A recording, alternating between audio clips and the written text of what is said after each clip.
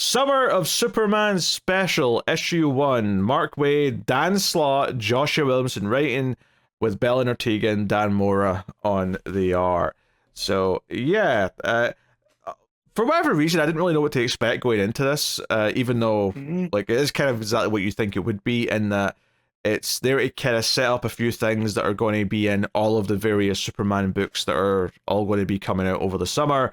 That being Superman Action and, of course, Superman Unlimited, the new Dan Slott book. I will say this does kind of a good job of making it all feel like one story, despite the fact that it's kind of split in three, because it's all kind of, they all relate to each other. It flows quite well. I didn't really even notice the writing voices changing all that much from part to part. Oh, I did.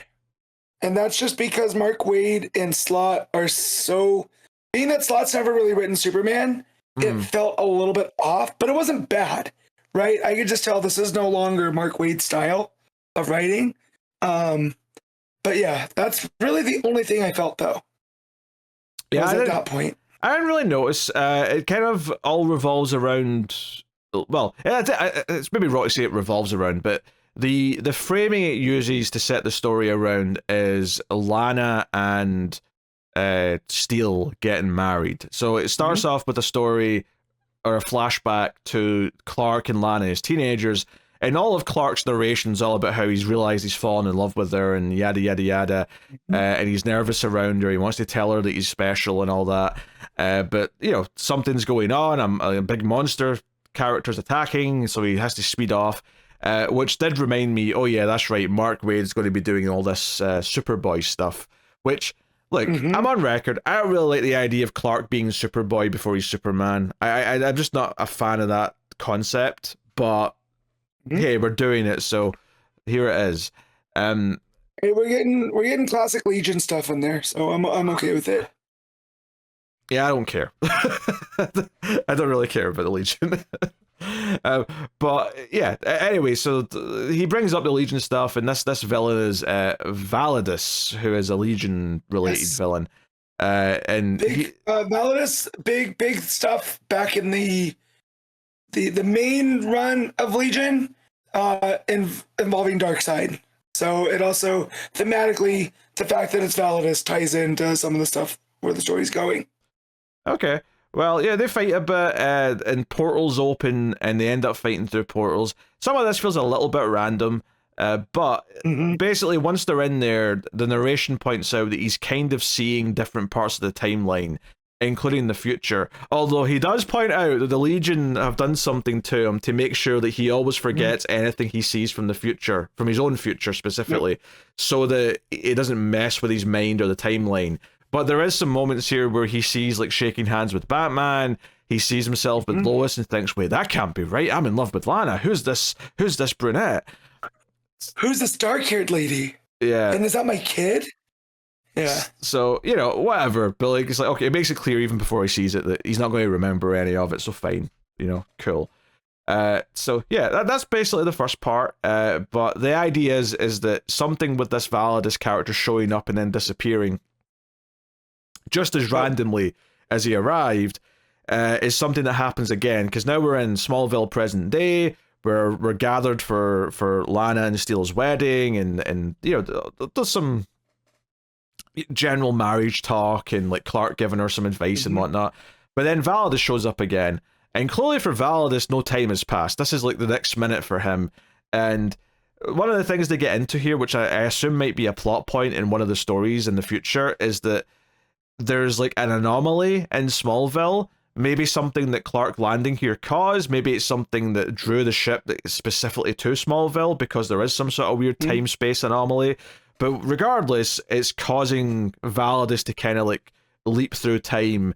So, you know, basically everyone suits up. I did kind of laugh a little bit, though, because it's got kind of that problem that a lot of the TV shows ended up with, where Validus shows up, and you realize that every single character related to Superman all have outfits now and all have powers of some kind, because everyone suits up. Even Lois, the one character who I usually can trust not to suit up and go fight crime, is also suiting up as Superwoman. So we have 2 Steels and 2 Superwomans and a Superman. Yep. Because, Lana obviously suits up into the red outfit, which we don't see too often because she's not really got her own book or anything anywhere. But yeah, so, and there's also some tornadoes, which interestingly became more of a climate change message because they basically say that's got nothing to do with Validus. That's just, we have to try and fix everything. So part of the plot points here, which I assume is going to be part of Superman Unlimited, and that's why it's in here, is that Steelworks is going to try and, one, they're moving to Smallville, but they're also going to try and set up some planet helping stuff. Yeah. In the words of Matt Damon in The Martian, they're going to science their way out. Find a solution. I don't think that was the quote from The Martian. I think you're sugarcoating that a little bit. I might. I only saw the movie once, but I enjoyed it. I just remembered he said about sciencing. Right? The exact line, Matt, was, "I'm going to science the shit out of this." Okay, well, I was close. I don't know, it's the most memorable line for the movie, so I thought you were just trying to censor it. I was surprised that you were just forgetting it. I honestly didn't remember what the full quote was. Fair enough. I should watch that again. I really enjoyed it. So yeah, more fighting with Validus. The Kents are running to a storm shelter or whatever. At one point, Jonathan gets blown away by the tornado and Lois has to go grab him. There's not much to say. The action's fine. The art's solid enough. There's not really anything to get into. I mean, honestly, I think my favorite thing about this issue really was just that framing device of all of it relating to Lana's like wedding. It gave it this sort of like connective tissue that made it feel more than just a series of random things. Because the fighting is relatively random, but it having like something that it kept falling back on for a story did make it feel a little bit better and easier to read. So the third part is basically just after the fight, and it's time to actually have the wedding, and they're, even though everything's wrecked, they still go through with it. It's a whole thing. There's an amusing panel where Lana throws the bouquet, and you don't see it be caught, but you just see the trajectory going straight for Natasha, and she looks terrified. So it's a nice detail in the art to get that across. But yeah, it's Mr. Terrific's helping Superman with the time anomaly thing. And they basically set up a trap for Validus to come through, and they've got Omen there to like telepathically deal with them. Yeah. So being that Martian Manhunter still doesn't have the psychic powers. Yeah, which they bring up. Omen. So I do like that. I like that there's some connective tissue there. But yeah, Superman goes home, brings some pizza to the family, all the rest of it, and notably the two younger kids are there as well as Supergirl and John. Which is nice because it feels like the other teams necessarily haven't paid as much attention to them, and it felt just nice to say, hey, they're still there at the house, and they're going to be important in this Philip Kennedy Johnson book that's coming up, so they still exist. yeah, it is kind of nice though that we get a lot of the Bat family and stuff because there's just so many Bat books, but here the fact that it feels like there's going to be a Smallville side of the Bat or of the Super family, and then the Metropolis side. I do like that there seems to be a little bit of a split there, intentionally or not.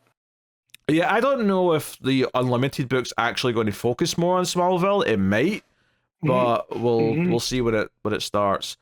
Also, did you mention about with Validus that what Omen said was like it seemed like it wasn't just like Validus being stuck in the loop. There's a fear. Yeah, he's on the run from something, yeah. Well, it's almost like he's not, like, intentionally doing whatever he's doing in the time loop, but, like, yeah, he got into that position because he's running from something scared, which is kind of what the epilogue gets at, which we're about to get to. And it does tie into the Absolute stuff and the All-In stuff, because it's the Darkseid Legion. So it's not the Legion of Superheroes, it's the Darkseid Legion who have come after him, and it basically... So, it sort of hints that someone was trying to send a message back to warn the heroes that something bad's going to happen in the future. And the reveal is that the Darkseid Legion have captured Booster Gold, and presumably are like the main Booster Gold, not some absolute Booster Gold. It's the main universe Booster Gold.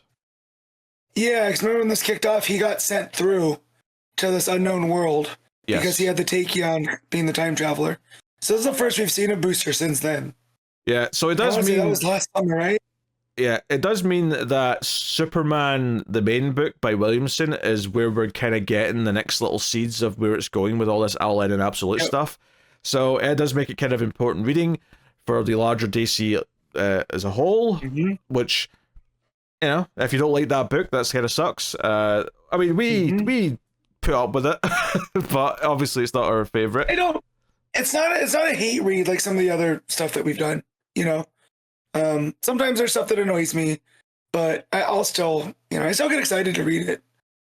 I mean, I don't get excited to read it. I definitely don't get excited to read it. I feel nothing on the lead up to reading Williamson Superman, but it's an easy enough read, so whatever, it's fine. That said, though, it tied into more of this stuff in doing the Darkseid Legion stuff, which is an arc that's coming up in that over the summer. Maybe that'll be more interesting because it does have more ramifications, because it is more relevant. I don't know, but either way, we're teasing that stuff. So, honestly, as a special, I thought this was alright, because I thought it had a nice through line.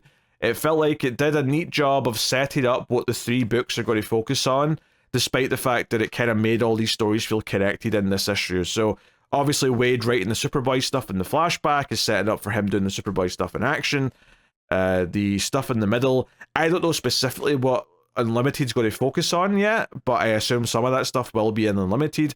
And then this back third being the stuff that sets up the Darkseid Legion, because that's something that the Superman book's going to do by Williamson. So I thought it was really neatly done, and didn't just, because usually what they do here is they just have an anthology, and they'll just have 3 different stories that all seed into those things.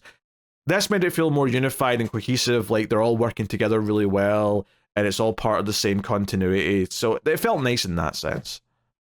Yeah, and the fact that it's all Jimenez, and then with some, finishes by Ortega in some of them. But yeah, and each chapter of this felt kind of distinct, where it was Wade really handling the back in the day stuff, then the more actiony stuff was SLOTT, and then like the epilogue and what's to come was all Williamson. And I think that it was handled kind of expertly in that fashion. Yeah, I think it's well constructed as a special.